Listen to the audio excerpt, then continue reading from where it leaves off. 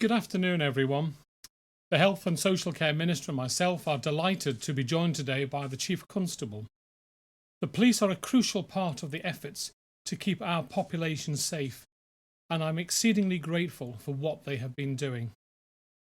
Before I invite the Chief Constable to update you, I would like to go back to a couple of points we made yesterday, and before that, I will ask the Health and Social Care Minister to take you through today's statistics. I know that he also wanted to follow up on a point from yesterday's questions. David. Thank you very much, Chief Minister. First of all, the total number of tests undertaken now stands at 2,654. We've had tests back of 2,534, meaning we've got 120 tests outstanding. We've reported today, or in the last 24 hours, on 108 tests, and we have had no new confirmed cases. So our figure still remains at 307. The total presumed recovered now stands at 212. We have 80 active confirmed cases. It is, however, my very sad and solemn duty to report that we have 6 further deaths within the community. All 6 are related to the Abbotswood cluster, but it is an absolutely dreadful time for our community, and my heart goes out to all the family and friends of those affected. But it is important to emphasise that all 6 do relate to that cluster. The other point that I want to pick up on was a question that was asked by Sam yesterday in relation to the repatriation and the hotels being used. As I explained yesterday, when the repatriation was being framed up and it rested with DHSC, there was consideration of using 2 hotels to split the cohorts. When it was taken over by DOI, because they run the logistics, the clinical body looked at it again, and the COMAS, because it is in wings, can be split in that same way. So it was decided that the COMAS can actually accommodate 2 different cohorts of people returning, and that will then allow us to deep clean the other wing while the other one's in operation. So what could have been done by 2 hotels can be achieved with just the one. So all of the returning residents will be staying at the COMAS. Thank you, Chief Minister.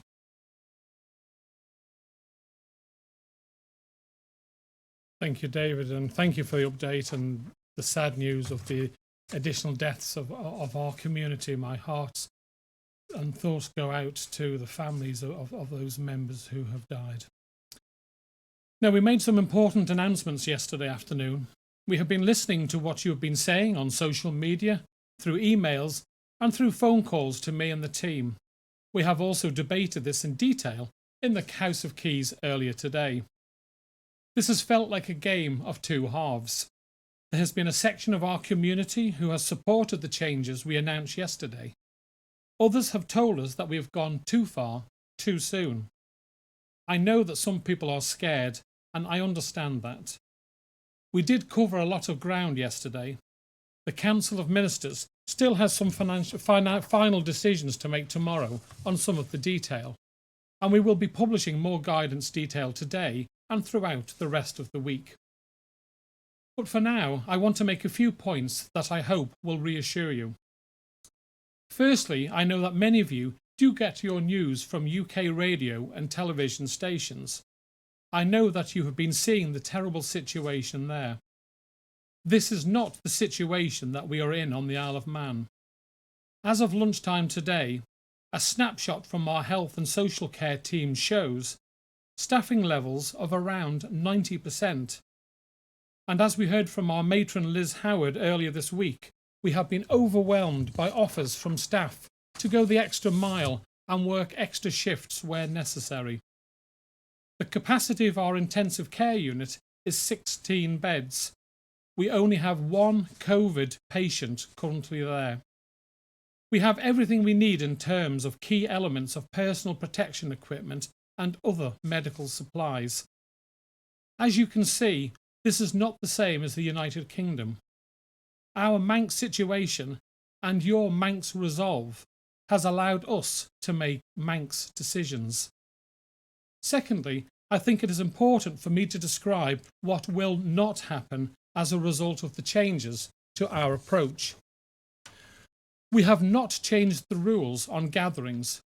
You still must not meet with people outside of your household. I would like to make a particular plea to parents on this. Please ensure your children know the rules and that they know the risks. Young people are not immune to this virus, and if they do get together with their friends, they could well bring the virus back into your home and infect your family.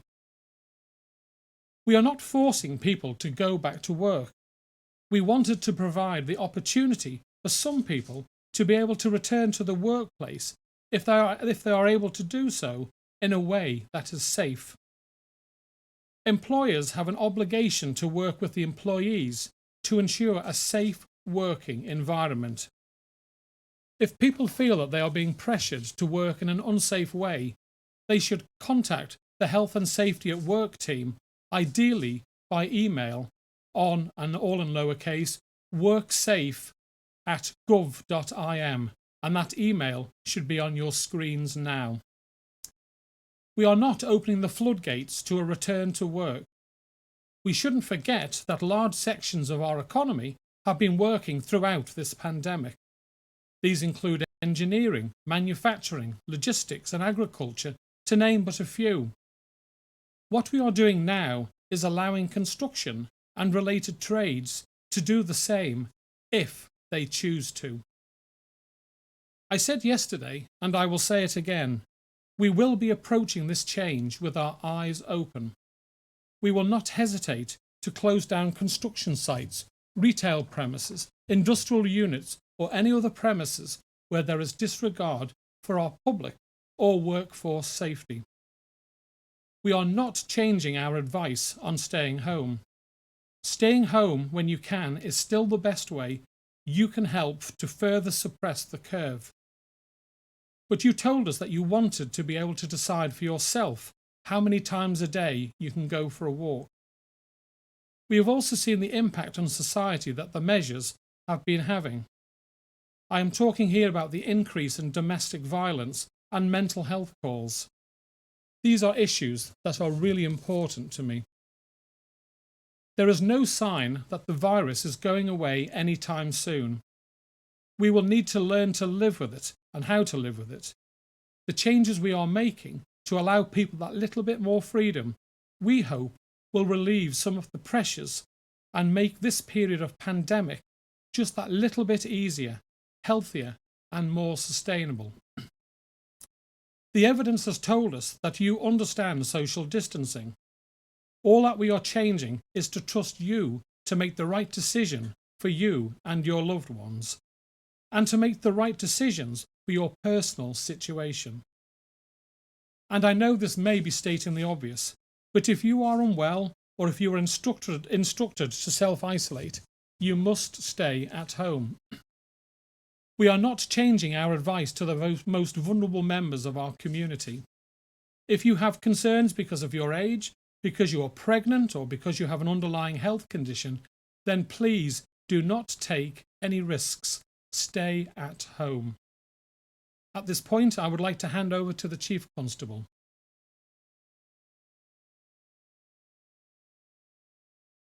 Hello everyone, I'm grateful to the Chief Minister for his kind words, and I will return to some of the things he spoke about as I go on. It's 2 weeks to the day since I was last here talking about policing and the work that we're doing to support the health service, and I thought it important perhaps to reflect on a couple of things I said a fortnight ago. I opened my remarks then by thanking the public, and it's important that I do that again. 99% of the people of the Isle of Man understand what they have to do. 99% of the people of the Isle of Man are doing what they have to do because they know they're protecting the health service and they're keeping each other safe and well. And that's fantastic. But 2 weeks ago as well, I touched on the issue of police tolerance, and I said our tolerance isn't boundless. And in the fortnight since I was here, we've arrested 40 people for breaches of the COVID regulations, in fact, more than 40. And we're not talking about people who've gone to the co-op a couple of times in a day or who've driven to the point of air for a cup of tea. We're talking about people, for example, who are infected and who've deliberately gone out into the community with people and met innocent people and potentially infected them. We're talking about people who've spat in the faces of police officers. We're talking about people who still offend after 1, 2, 3, or even 4 warnings about breaching the regulations. And I'll come back to that. The Chief Minister touched on some of the issues around domestic abuse and mental health, and I can give some data. So in the last fortnight, we've built up a lot of data, and we can compare what happened in the last month with what happened in the same month a year ago. And in that time, domestic abuse calls that we've dealt with have increased by 145%. That sounds an astronomical number, but what it means is a year ago, we'd go to 1 or 2 domestic incidents a day. Now we're going to 3 or 4, or sometimes even 5. People whose mental health is a problem and who call the police for assistance, those calls have gone up 40%. That's a significant increase at a time when the public are quite rightly feeling anxious. On the other hand, collisions on our roads are down by 80%, and that's fantastic because that means that we're not filling up the beds in the hospital and we're not diverting medics from work that they have to do to protect people from COVID. Crime is down 30%. So we're dealing with a new environment, and that new environment includes people calling us about what they see as breaches. And we've been getting about 40 to 50 calls a day from the public about potential breaches.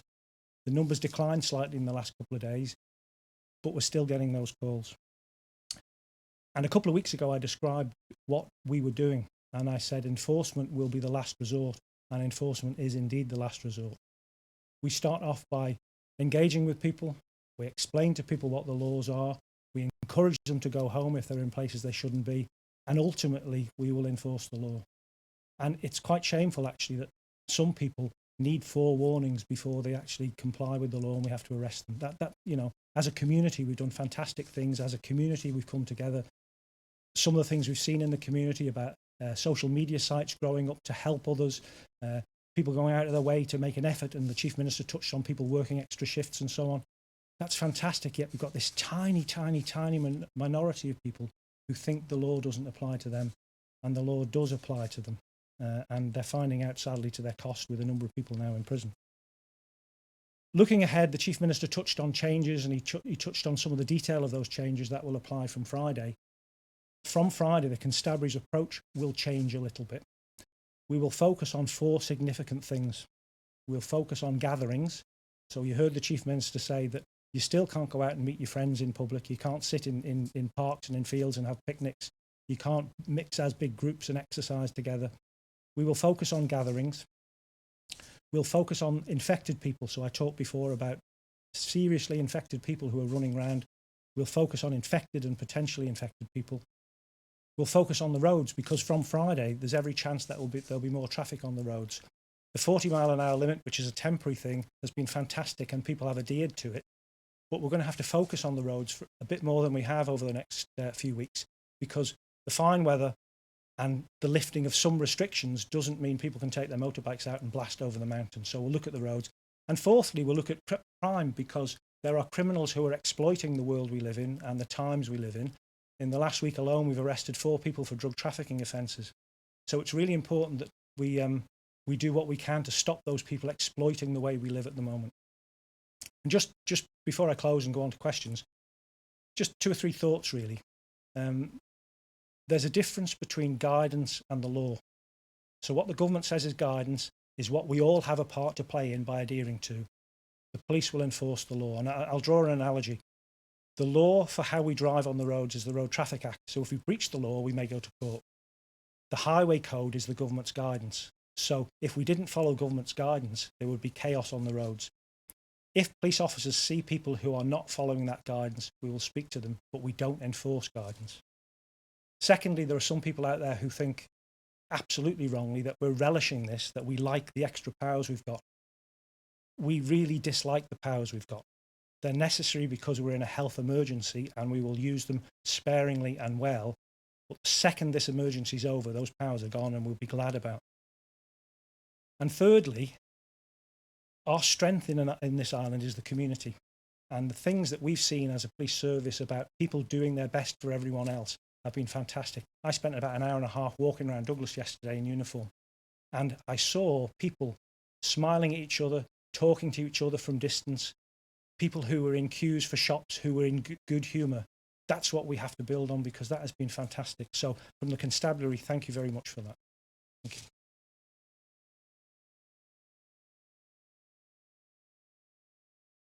And thank you very much, Chief Constable, for that. I will now take questions, and first I have Alex from the BBC. Alex. Hello, Chief Minister. Obviously, there will be quite a proportion of people who will be returning to work as of Friday. Some concerns have been raised since you made the announcement about these people who may themselves be vulnerable people. They may live with vulnerable people. They may be unable to find care in the daytime for their children. So will there be a right for these workers who will be allowed to return to work on Friday to refuse? And what protections will be in place to ensure that they're not at risk of losing their jobs? Well, thank you very much, Alex. And the answer is yes. If you are a high risk person yourself, or you have a loved one that you live with who is high risk, if you choose not to go to work, then the schemes that Treasury are currently operating and the Department for Enterprise are operating will be still available to you if you cannot work for those reasons. Obviously, you'll have to state that, but they will be still there to help you. If you are being pressurised into going back to work, I have issued in my press conference the name of the organisation, and with the email address that you can feel free to contact them if you feel that you're being pressurised by your employer. If you're the employer yourself and you're a one-man band, one-woman band, then and you're entitled to the benefits, then if you have a health issue or someone that you're living with has a health issue, then you are entitled to. Now, obviously, the Minister for Education and Sport and Culture is in negotiations and working hard with our education colleagues to come up with a safe way to look at increasing the number of school places available for our young people, but that will be worked on by them. And when they feel that they've come up with a solution that is safe for our young people and safe, just as importantly, for our teachers, then we will be announcing that as a way forward. But until then, the construction industry, their children will not be classified as key workers, but that's obviously something that we are working on, and we hope to be able to update everyone next week. So just to clarify absolutely that position, the government's position is if you can return to work, if you're in these sectors, do so. If you're at risk, stay home. Yeah, I mean, this is a personal choice, Alex. What we have done is not say you must go back to work. What we have done is we are enabling you to go back to work in these sectors. Your next question, Alex. Thank you. Yeah, one for the Chief Constable, please. Okay. Chief Constable. Hello, Alex. Afternoon. Last time you were here, obviously, we spoke about a 71% increase in domestic call-outs. Now it's leapt up to 145, suggesting that this is an increasing trend for the police force. There is a blurred line, I think you'll agree, between people who are arguing more, finding it hard to compute as families, and full-blown domestic abuse situations. Are police officers being trained to distinguish between the two in domestic call-outs? And for those that are identified as being domestic abuse cases, are the victims being given proper additional support? Police officers are trained to know the difference. And there's a lot of research out there that says people don't ring the police first time. They don't ring the police usually when it's just an argument. Sometimes people have been assaulted, for example, more than 20 times before they ring the police. So the police do understand that. There's a lot of work gone on to put in place support for people. So we've got good dialogue going with the third sector, including the Women's Refuge, for example. Next week, we will be properly unveiling a scheme that we've started with Tesco, where people can go into Tesco and tell a member of staff there that they are vulnerable and they're in a domestic abusive situation, and the staff there will be able to activate support from them from the police. So there's all sorts of things that will happen. There's new guidance available for people to tell them how to get support, and that's online now. It's a significant issue, this. You talked about the speed of the increase. Low numbers again, but last week alone we had a threefold increase in the number of domestic abuse reports. So the trend does appear to be gathering pace, unfortunately in the wrong direction. Thank you.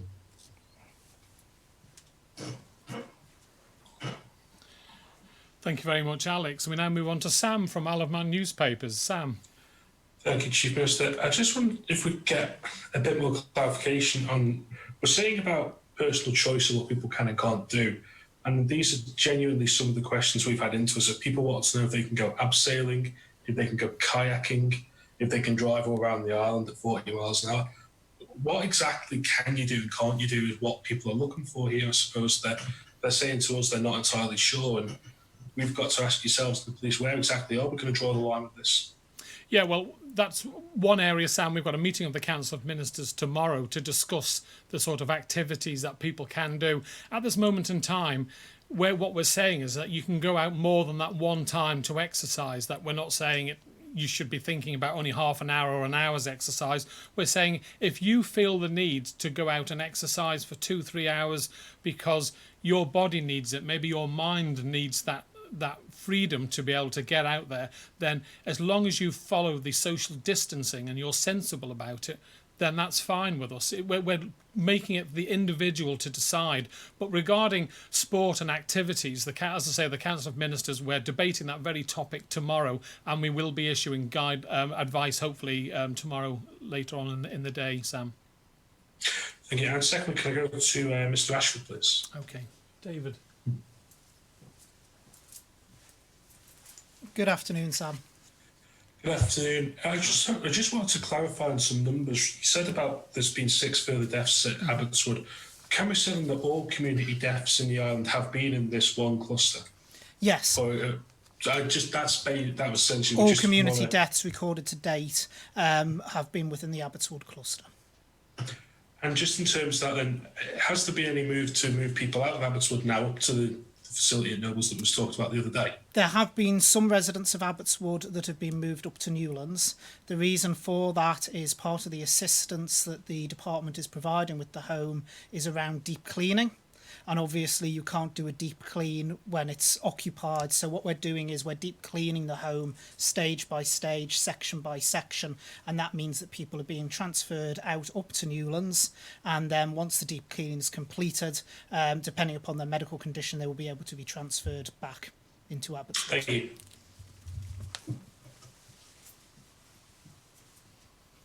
And thank you very much, Sam. We now move on to Amanda from Jeff the Mongoose. Amanda. Good afternoon, Chief Minister. Hi. Could we have some clarity on the data around the pandemic? Yesterday in Tynwald, you said the peak could be in early May, but in our conference, you said we could be in it now. If there is a risk of the peak being later on, why are we lifting lockdown measures now? And are you concerned about a second peak? Right, well, when we first started gathering our data and we got the initial feedback, it was expected that our peak would be in May, in early May, about the 7th to the 10th of May. But the latest data that we've been gathering has shown that because the Manx public have been so responsible, we really have pushed the curve down, and we are not expecting to have this major peak if we keep up the good work that everyone has done. And because of the capacity in our hospitals, the fact that we can increase our tracing, contact tracing, our testing, we can now do up to just circa 200 tests a day, and all the reasons I've given, we have felt that we've been able to move on to the next step. And it's a small step. We're not, as I said earlier, we're not going to be making major changes each time. It's going to be small steps. Stop, look at the data, what's happened. So because of the public's phenomenal efforts on the Isle of Man, we really have squashed the curve on this. We will not be hitting the peak as we see it at this moment in time.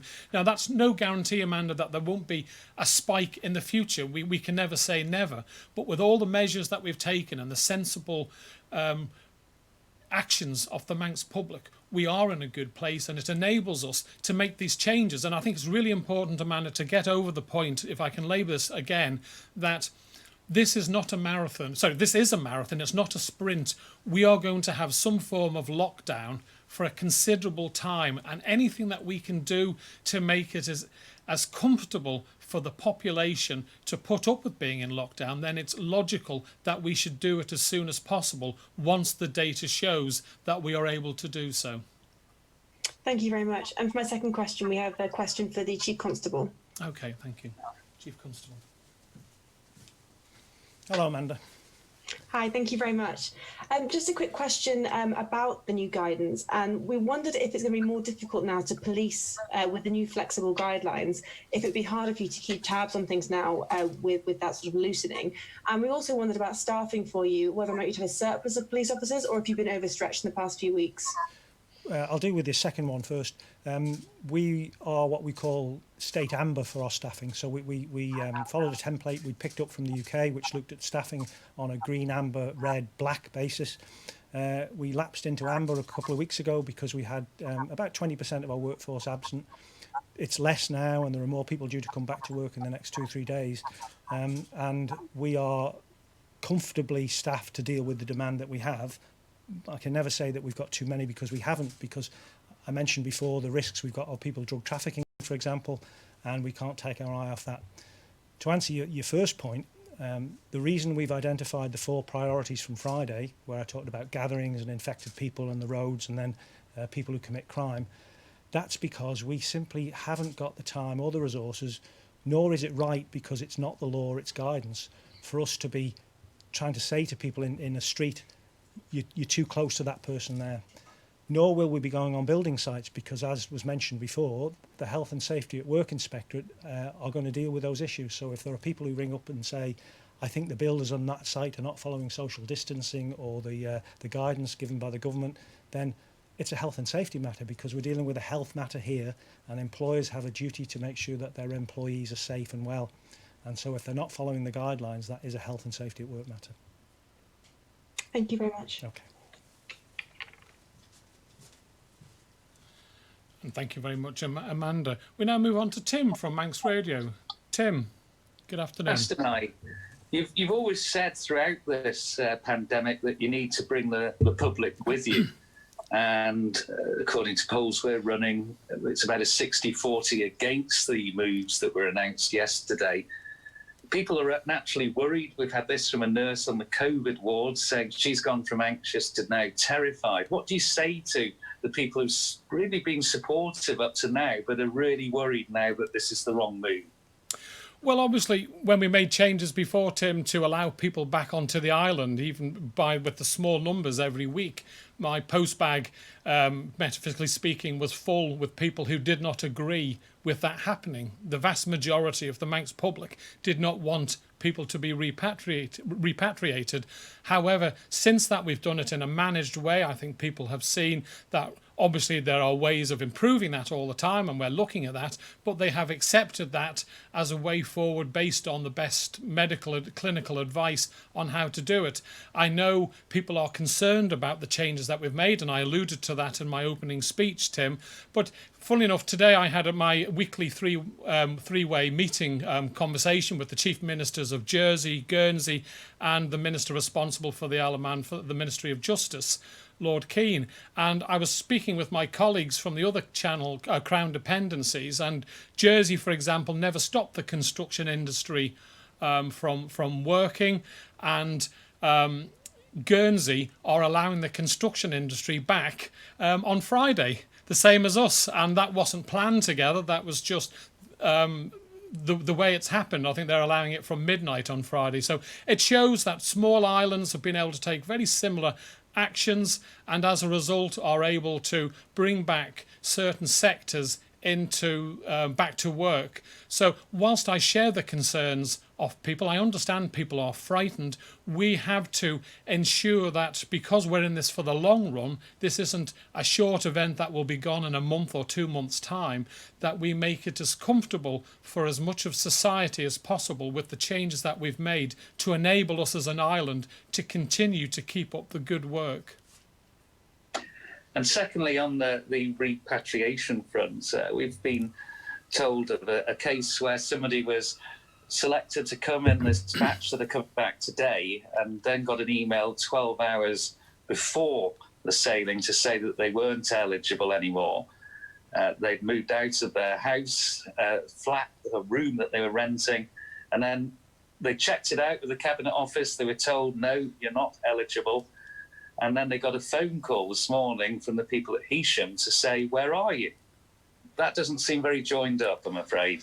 No, I haven't heard that one before, Tim. It's very disappointing to hear that, because I know in the first sailing we had a number of people that didn't turn up, having said that they wanted to come back. They didn't turn up. So obviously I need to look into that one, and I will get an update on that once I've been given the situation.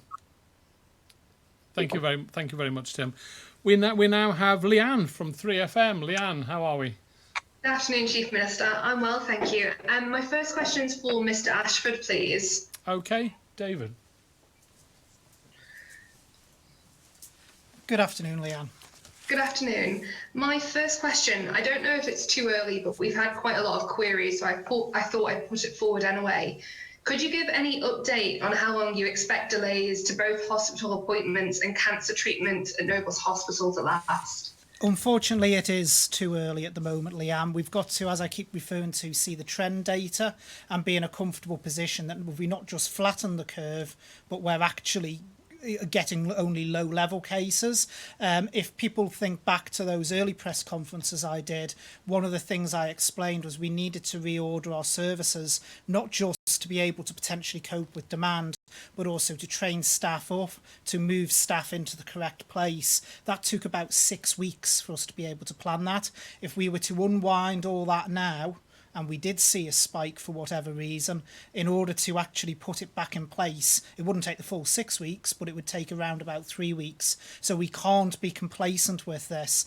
But also, one of the key things about cancer, which again I've stressed at a previous press conference, is it has been shown from the Italian experience and studies that were done in Italy that those with cancer, if they contract COVID-19, their mortality rate is 5 times higher than other people. So it is not just about ending cancer treatment or pushing it back. It's actually about trying to protect those patients where their actual life chances, if they contract COVID-19, are a lot more dire than anyone else in our community. So it's partially about shielding them as well. And my second question is for the Chief Constable, please. Hi, Leanne. Good afternoon. When you were last here at the press conference a fortnight ago, I don't think the emergency powers had gone through to allow police officers here to issue fines. Is this something that you now have the power to do? And if so, how many have been issued? It's the same as last time. It's been a bit of a tortuous process, this. It's taken forever, and the Royal Assent took a long time. We'll have them by the weekend, but we won't be handing them out like confetti. We're in the process of issuing new guidance to officers based on the changes that are coming on Friday. But the one constant is enforcement comes at the end of the process. So my hope is we don't put many out at all, if any, but we will have the power by the end of the week. Thank you. And thank you very much, Leanne. And we now move on to Paul from MTTV. Mr. Moulton. Thank you, Mr. Chief Minister, excuse me. And could I have the Chief Constable, please? My similar question, actually, to one that was just asked, but when these powers come in, Chief... Hang on, just let him come back in. He's just coming in. I'm just talking while I get there. Will you be having card readers? That's not the full question, by the way. That's just an aside. How do you collect your fines? The constabulary doesn't have card readers. It's not had card readers, but on the notice, there'll be guidance given to people about how they can pay. Okay. The question, you've got mental health nurses allocated to the police.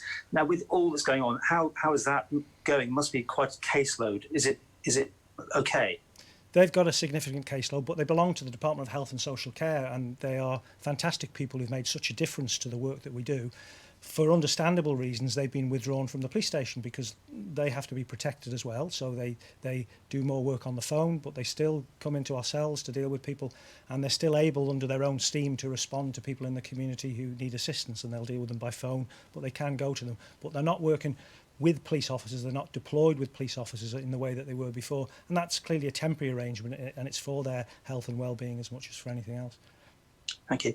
The other question, this time last week, all the media was gathered at the seaport to watch the first 2 coaches coming off, and we were greeted with quite a police presence, blue lights flashing all the way, cars were being stopped at roundabouts. I think there's 2 cars and a motorbike. Do you think that was slightly over the top? Because people on board these coaches felt quite they felt they were being criminalised almost because, what do you expect them to get off the coaches and run for home or something? It was a bit kind of surreal to watch it. It all ended up on North West Tonight and Granada News, of course, as well. I think you'll find that anyone else who comes will be treated in a slightly different way. Do you think that was over the top there then? Well, we look at what we do and we're doing it in a different way from now on. Okay, thank you. Before I move on to the next person, which I think is Josh from ITV, I think it's important to state that we're all learning together and going through experiences that we've never had in living memory to go through, whether that be a government, the emergency services. And of course, every time we do something new, the next time we do it, we will be looking, are there ways to improving ourselves and the service that we offer people. And I think everyone should, please bear in mind that this is a learning curve for everyone and that we will always do our best to improve as we go along. So now I move on to Josh from ITV. Josh. Thank you, Chief Minister.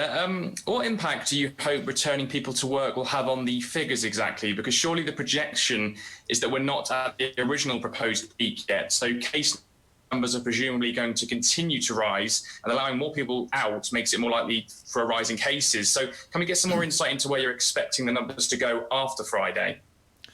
Well, obviously, we're going to monitor it. It'll probably take about 8 days, Josh, to see the data coming back from allowing the additional sector to go back to work. So that's something, it's too early to say what we think that will be, but obviously we will be monitoring it. And because we've never stopped testing and we've been tracing, and we've never stopped tracing either, we will be able to quickly find out if there are clusters as a result of any spike that happens as a result of allowing this workforce back, and we will be able to then take action if we feel that's being caused by unnecessary risks being taken by a certain business. So that's something that I'm afraid I can't give you the exact figures because it's just too early to say, but we will be monitoring it incredibly closely, and 8 to 10 days the medics are advising me is when they expect to see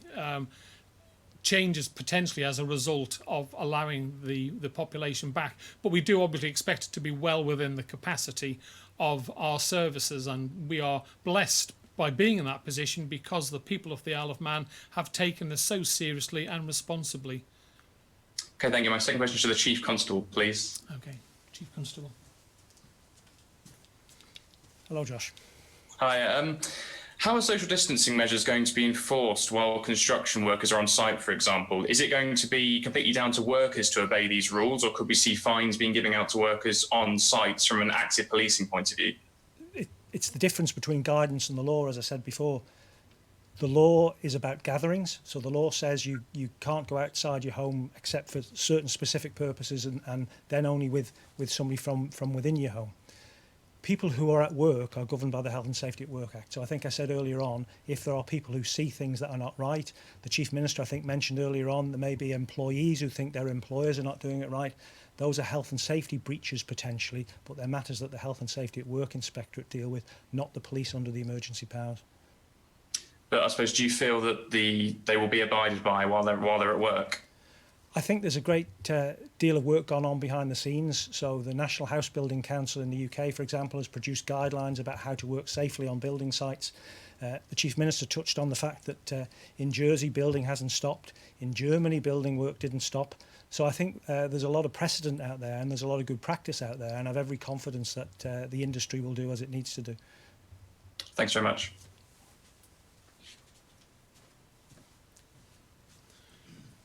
Thank you very much.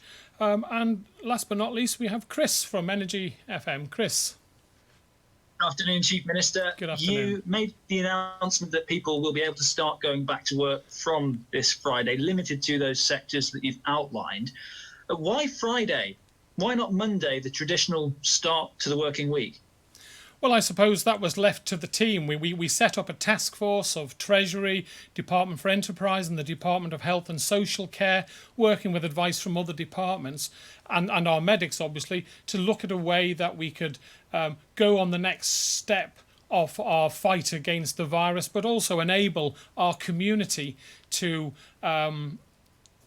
have an easier but still sensible and safe lockdown effectively. What could we do to improve the situation? Because the longer we stay too tight on the measures, is the tougher we get. The increase, you've already heard the Chief Constable discuss increases in domestic abuse, mental health issues and phone calls. So it was just getting that balance right. So they came up with the date of Friday morning. I know Guernsey have come up with Friday evening. So it was just a coincidence. They looked at how much time they would need to talk it through, put the procedures in place. I think the Chief Constable raised a really important point that Germany, which is seen as a leading light in how they've handled the coronavirus fight, did not stop its construction industry. And our Channel Island colleagues are either already have allowed them back or are allowing them back the same time as us. So these are sensible measures. We're not getting carried away. It's only a small step. There are still other industries that aren't allowed back yet, but it's a step to enable our people to get out and work and earn some money, but also freedoms for people to ease the pressure that they've been under with the type of lockdown that we've had at the moment. So it's just, I'm not saying tweaking, but it's enabling people to get back to some form of normality where possible, because we are in this for the long run. The reason I asked that question, will going back on Friday mean those people are unable to claim for this week's financial assistance that's been made available for workers?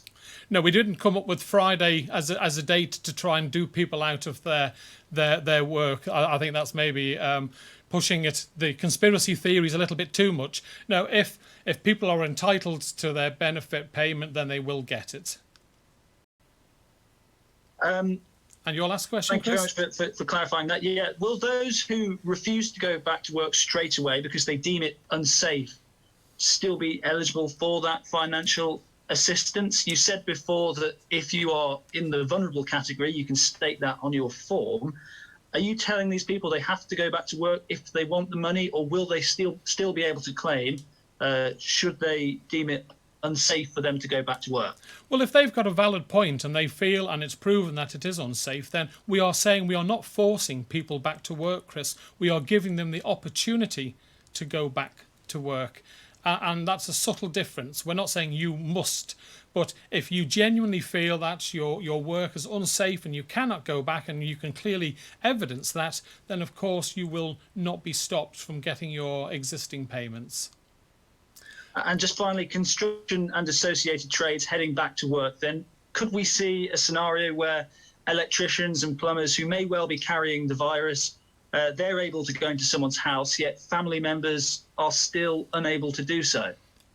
Well, I think it's really important to remember that they have to comply with rules and regulations on social distancing from people when they go into houses, and also they're already going into houses to carry out emergency repairs, whether it be boilers or the trip's gone off and they can't get it back on. This is already going on as we speak, and they are following a set criteria when they go into people's houses.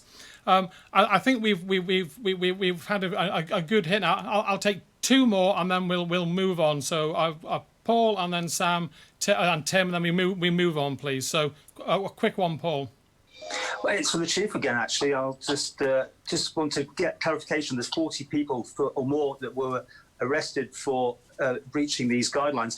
Chief, they end up with you. Do you give them a test? Because obviously it went to court that somebody was positive. Do you put that test through to everyone that is being arrested? And if so, is that voluntary or is that just compulsory? And obviously the implications on that.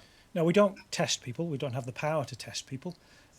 People who have been put into the prison who are positive have caused problems within the prison, and there's been some fantastic work done by the prison governor and his staff, because they've effectively rearranged the whole of the prison to cater for people who are positive, to look after the well-being and health of the existing prisoners, but also the staff there. They've done really, really well on that. But no, we don't have the powers to do that.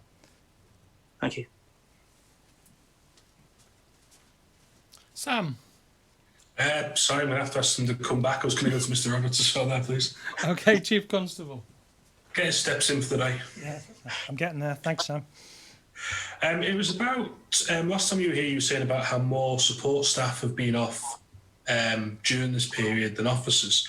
And I just wondered, has that changed and how many officers have been off? I mean, I've been in court where we've had people who have tested positive and the sight of court staff in hazmat suits will live me for a long time. But how have you changed in office in the police station, what you've been doing, and also how many officers have been off during this period, either showing symptoms or have tested positive? So that the balance is as it was last time. Slightly more support staff are off than police officers. We've got about 20 people off today. Across our whole workforce, and the workforce is quite substantial now, we've had 8 people who've tested positive. Some of them are now back in the work environment. We're as satisfied as we can be that they haven't got that within the work environment, that they've been infected elsewhere. We've changed how we work considerably, so teams have been split up. There's social distancing within the police station. Rhodes policing officers, for example, have been redeployed to places like Ramsey and Peel and Castletown instead of working from headquarters. Meetings are conducted virtually, so I have meetings with my team, for example, in the mornings, and albeit our offices are a few feet apart, they're virtual meetings. So we've done all of the things we need to do and followed all of the guidance that comes from the health people.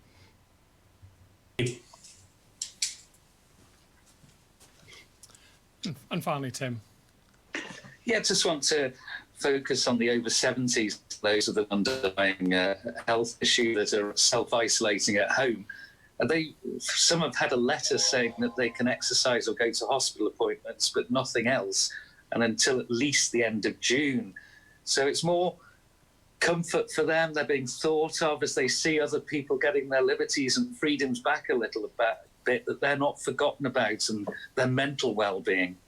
Absolutely, Tim. I was speaking to my parents late last night, and they get food dropped off to their house, but they're walking in their back garden regularly to keep their exercise up, and obviously the TV and iPad for family catch-ups is great too. But yes, if we can ask all of the people of the Isle of Man, if you've got a neighbour who is in the over 70s or the vulnerable category, because it's not just the over 70s, it's pregnant ladies and people with autoimmune illness, if we can just keep up the good work, because I know an awful lot of work is being done by the Manx population to support our vulnerable people. Please keep it up. They really need to self-isolate for a longer period of time because they are vulnerable, and the consequences of them getting it is really serious. Thank you very much. Now, I would like to end with some shout-outs. And firstly, I received a lovely request from a gentleman asking for a shout out to the team carrying out the kidney dialysis service at both Nobles and Ramsey Cottage hospitals. So much essential medical care continues to be delivered with our health and care professionals continuing to put patients first. Thank you everyone involved in delivering this life-saving service. Second, a shout out to Jaden Gaines, who set up a target to raise £100 for the Isle of Man Food Bank, part of Ramsey Rugby Club's fundraising efforts, by cycling 100 miles within 2 weeks through his daily exercise. Now, Jaden has exceeded his target by more than 600% and counting. Well done, Jaden. And the third shout out we have is for 11-year-old Skylar in Castletown. Now, Skylar is supporting our health services by painting rocks and selling them from her doorstep. And I thank you, Skylar. I think Skylar's 11 or 12. Thank you, Skylar. I've seen a picture of your handiwork and it looks fantastic. So thank you, everyone. Thank you for everything that you have done. You have achieved remarkable results, but we must not be complacent. As government, we will be tackling the data daily and tracking the data daily, I should say. We will take any actions that we and our clinicians consider necessary to protect lives. We need you to continue to play your part. Even after Friday, stay at home if you can. It could still save lives. Thank you all very much.